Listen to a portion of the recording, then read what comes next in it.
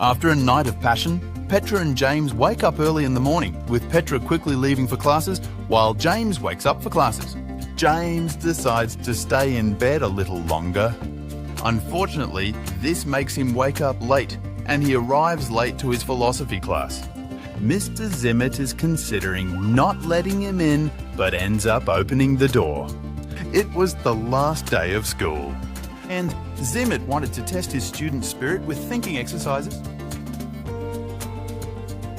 He asks them to share their favourite, and they comply. Chips talks about the infinite monkey theorem, which claims that a monkey with a typewriter in eternity could write a novel. And Georgina mentions the paradox of blissful ignorance. In this one, a person is hanging from the city's tallest tower on purpose to see if his friends would help him, but the friends are afraid he might fall, so they move away. The person survives the fall. Now, she wonders if it's better to know the truth about her friends or live in ignorance. For the last exercise, Zimmett proposes a scenario where they must assume that a nuclear apocalypse is imminent. And imagine a bunker with only enough supplies for 10 people. The class of 20 must decide who would go in and who would stay out. Georgina and Petra refuse to play the game, but Zimmett threatens to lower James's grades if Petra leaves. She has no other choice but to stay. Zimmett distributes destiny cards to his students, each bearing a different profession. Some people are luckier, others are doomed. Toby draws the poet card and proudly announces his literary achievements, but mimics the cut. Poetry is useless in a post-apocalyptic world, he says. He reveals that he too is part of the game, but his card is a mystery. It could be anything, he said. A blessing or a curse. The students must decide who among them deserves to enter the bunker, humanity's last refuge. They vote one by one, choosing those with skills that can help them survive and rebuild. The rejected are sent far away, their hopes shattered. The last spot is a toss-up between Zimmett and Uttar Pradesh. They mimic, barely win, and they have 5 minutes to say their final goodbyes. But then they hear the sound of death, the sound of bullets tearing flesh and bone. Zimmett killed all those left behind, saying it was the kindest thing to do. The survivors are horrified, and Petra whispers to James that they can't let Zimmett into the bunker. "It's a master," she said. James nods his head and comes up with a plan. He tells everyone to collect plants before entering the bunker, saying they'll need them later. While they are busy with their tasks, he secretly visits each of them and explains his plan. They cross the threshold of the metal tomb, sealing their fate with a click. Zimmett is left behind, a solitary figure in the desert, holding a secret that could save or condemn them. Inside, they explore their new home, a parody of life. Fake plants, fake lights, fake comforts. James and Petra find comfort in each other's arms, whispering promises of survival. But when James sleeps, Petra's eyes turn to the window, where Zimmett's face is slowly rotting, a sign indicating that he holds the key to their escape. She calls the others and they argue. Does he put them to the test? Is he the... He decides to ignore it and wait for the end of the year. But the year is long and dull, and he feels like caged animals. Every day, Petra checks Zimmett, hoping for a sign. But all she sees is his corpse eaten by a stray dog. When the year is finally over, he rushes to the door, eager to breathe again. And Zimmett's sign was telling the truth. They try to break it, hack it, blow it up, but nothing works. It lacks food water. Out of hope, they decide to end their misery with dignity. In class, Zimmett reveals his true identity. He was a bunker builder, and he had designed their prison. Only he knew the code that could free them. The students want another chance, and they choose a new location, Mount Bromo. Zimmet reaches for a gun, which Petra notices. She then realizes that the cards have another hidden feature that could change everything. They have to choose who will live and who will die. James is spared because he is a farmer, even if he is happy. Georgina is rejected because she has the plague, even though she can heal everyone. Plum is saved because she carries a bag of gold, even if it's worthless. Chips is welcomed because he can shape wood, even if he can't have children. Petra's rescued because she can build a wire, but she doesn't need help. Petra's rescued because she can build a wire, but she doesn't need help. Even if she has no one to love, Poppy is abandoned, as she can't conceive, even though she can soothe spirits. Because he won the genetic lottery, even if he has nothing else to offer. Nelson is accepted because Petra says they need more boys, and Homos D says they need more middle-class workers. The chosen ones run for their lives, reaching the metal tomb in time. They lock themselves in and their dull life begins again. That night, Petra wakes up alone and goes looking for James. She finds him in Jack's arms, who isn't what he seems to be. She feels a stab and runs to tell the others. They gather to discuss how they will make a new life.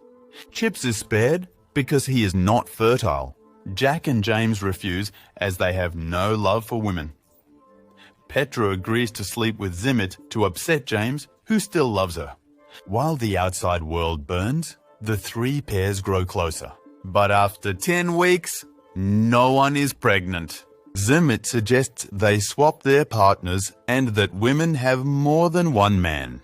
Bonnie says no, they've gone too far with their logic and she has the right to refuse. Zimmet leaves and comes back with a gun.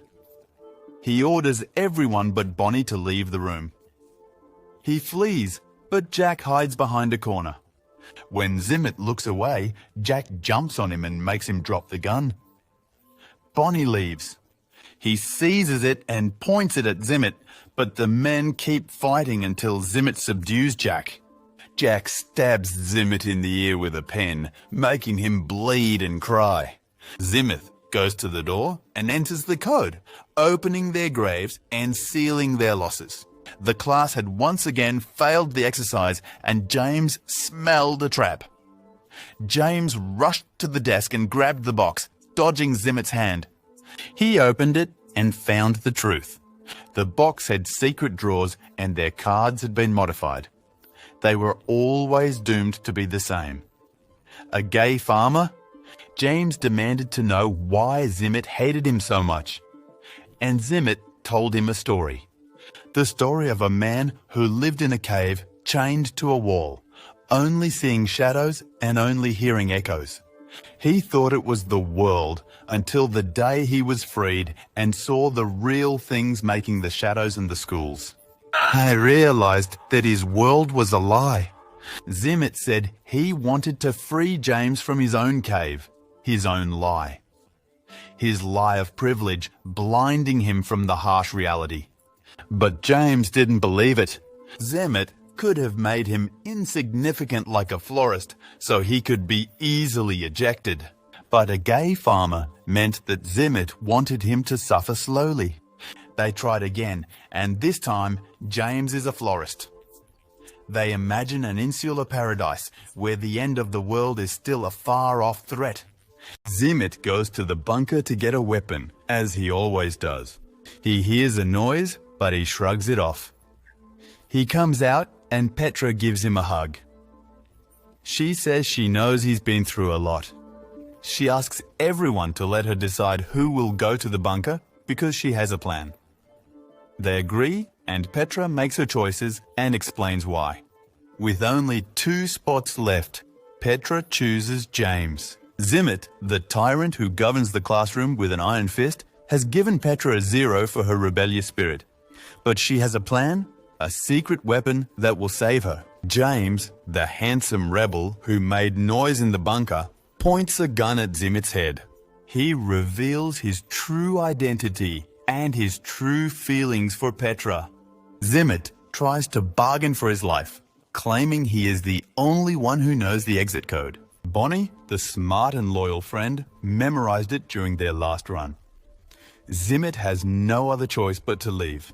Petra wants to give the last spot to Bonnie, but she refuses, stating that she has a family to protect. James, who has changed his preferences in this version of the drill, asks Petra to join them, but she declines. She says she'll take the boat and try to find a safe place beyond the radiation zone. But Chips has the boat's keys and quickly shoves Petra into the bunker, sacrificing himself for her. While the others are racing towards the boat to escape the island, Petra reminisces about the good times they had in the bunker. Play it up. Playing cards, drinking wine, acting Shakespeare, and writing poems. James confesses his love for Petra, but she hesitates to respond. He thinks the world has ended, but he finds a new beginning. In the underground shelter, Russell and Utami turn broken machines into musical instruments, a harp that sings with the wind. They amplify their night with melodies and dreams, forgetting the horrors on the surface. A year passes and they learn the truth.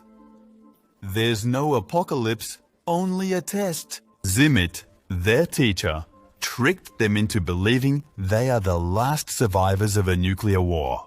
He wanted to see how he would cope, how they would use their intelligence and skills to rebuild civilization. But Petra and the others have a different vision.